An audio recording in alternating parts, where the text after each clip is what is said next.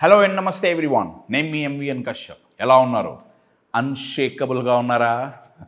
చాలామంది జీవితాలు అన్కంట్రోలబుల్గా ఉన్నాయండి. అంటే వాళ్ళ లైఫ్లో పరిస్థితులు కానివ్వండి, వాళ్ళ బిజినెస్లో సిచ్యువేషన్స్ కానివ్వండి, వాళ్ళ రిలేషన్షిప్స్ కానివ్వండి, ఏ ఏరియా అయినా సరే కొన్ని సందర్భాలలో వాళ్ళ మైండ్, వాళ్ళ జీవితం అన్కంట్రోలబుల్గా ఉందండి.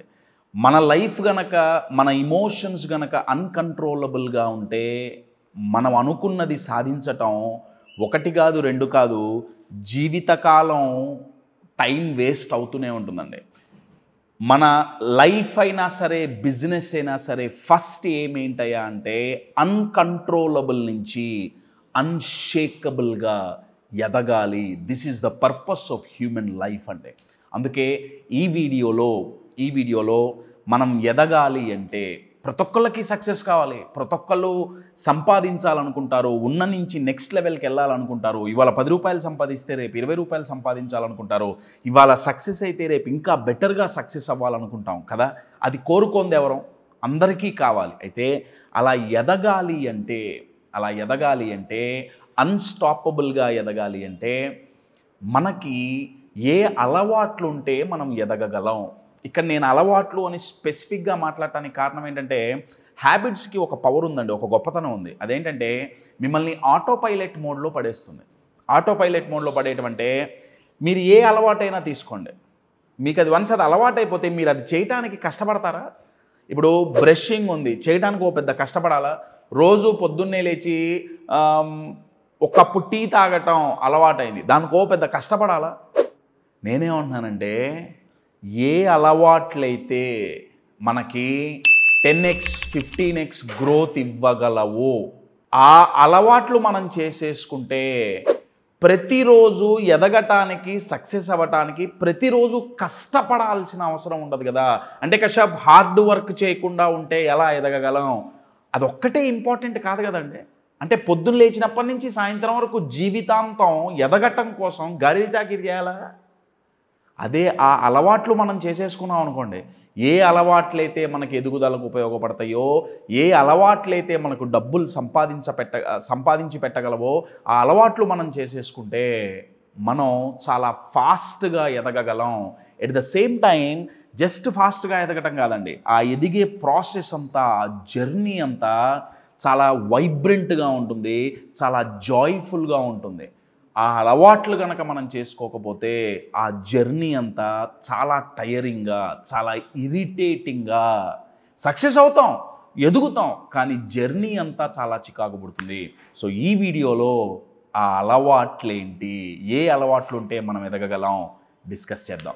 కంటెంట్లోకి వెళ్ళే ముందు అప్కమింగ్ ప్రోగ్రామ్స్ మళ్ళీ వచ్చేసింది.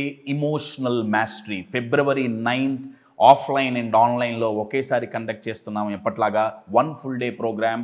మన ఇమోషన్స్ని మనం మేనేజ్ చేయాలి తప్ప మన ఇమోషన్స్ మనల్ని మేనేజ్ చేయకూడదండి. మన కంట్రోల్లో, మన చెప్పు చేతల్లో మన మైండ్ ఉండాలి, మన మైండ్ చెప్పు చేతల్లో మనం ఉండకూడదు. సో మన ఇమోషన్స్ని మనం మేనేజ్ చేయాలి అంటే ఏ పద్ధతులు ఉపయోగించాలి, ఏ సైంటిఫిక్ టెక్నిక్స్ ఉపయోగించాలి నేర్పించే programme emotional mastery February 9th ఉంది. అండ్ ఫిబ్రవరి ఎండింగ్లో 22nd and 23rd 2 days programme public speaking. My dear friends, public speaking మీరు ఏ ఏరియాలో ఉన్నా సరే, మీరు స్టూడెంట్ కావచ్చు, కంపెనీకి CEO కావచ్చు, ఒక ఎగ్జిక్యూటివ్ కావచ్చు, ఒక రియల్ ఎస్టేట్లో చేసే ఒక సేల్స్ పర్సన్ కావచ్చు, ఇట్ డజంట్ మ్యాటర్ అండి. ఎవరైతే పబ్లిక్ స్పీకింగ్ అనే స్కిల్ని గనక మాస్టర్ చేయగలుగుతారో వాళ్ళు చాలా ఫాస్ట్గా ఎదగగలుగుతారండి. అందుకే పబ్లిక్ స్పీకింగ్ తెలుగులో ఉంటుంది. 2 days programme 22nd and 23rd. For more details contact the number on the screen. First అలవాటు, ఫస్ట్ హ్యాబిట్, దీన్ని ప్రాబ్లమ్ సాల్వింగ్ కెపాసిటీ అంటానండి. కశ్యప్ ప్రాబ్లమ్ సాల్వింగ్ అనేది ఒక స్కిల్ కదా, అలవాటుగా ఎందుకు ఇక్కడ చెప్పుకుంటున్నాం? నేను మీకు ఒక ఎగ్జాంపుల్ ఇస్తానండి. ప్రపంచంలో మీరు ఎక్కడైనా తీసుకోండి, ఏ కంపెనీ అయినా సరే, ఏ డొమైన్లో ఉందైనా సరే, ఎవరైతే ఒక ప్రాబ్లంకి సొల్యూషన్ ఇవ్వగలరో వాళ్ళు ఎక్కువ సంపాదించగలరు.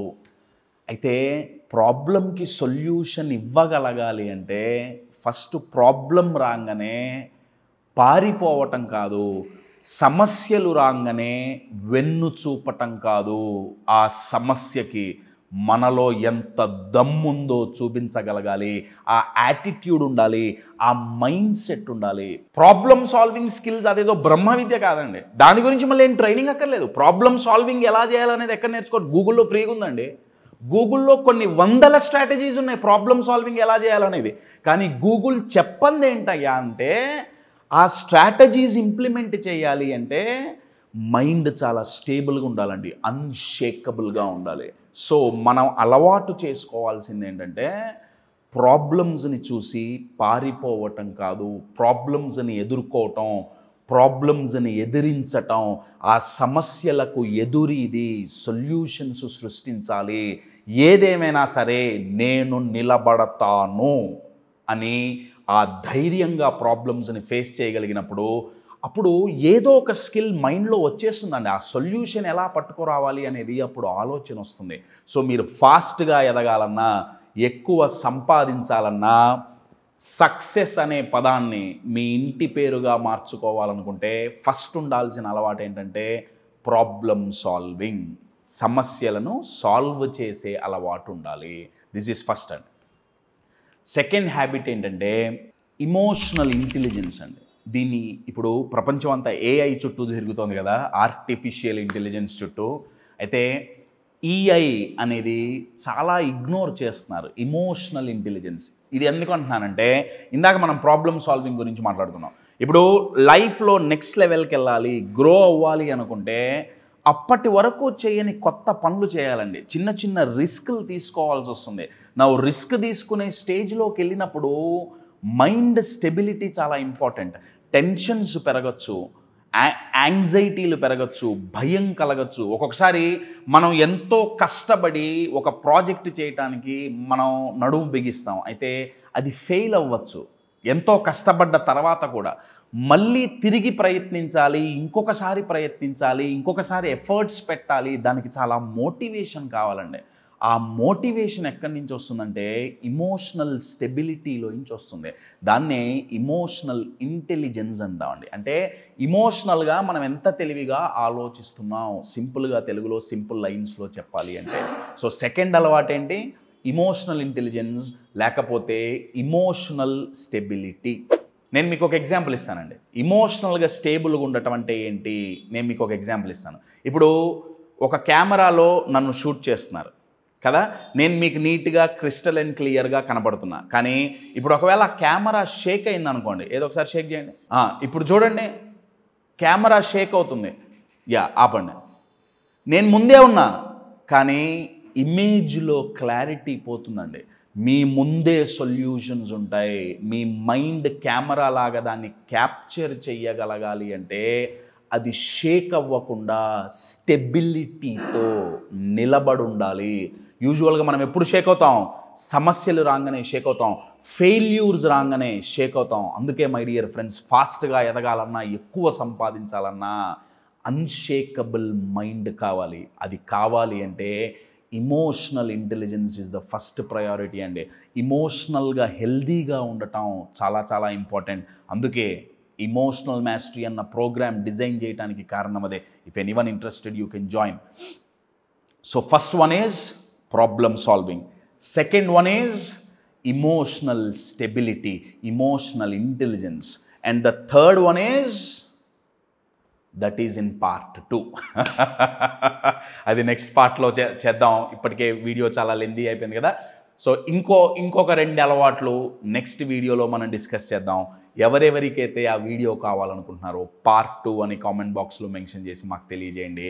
అండ్ మీ దృష్టిలో ఏ అలవాట్లు ఉంటే ఇంకా ఫాస్ట్గా ఎదగగలం, మీకున్న అలవాట్లేంటి, అవి కామెంట్ బాక్స్లో మాతో షేర్ చేసుకోండి. We would love to interact with you.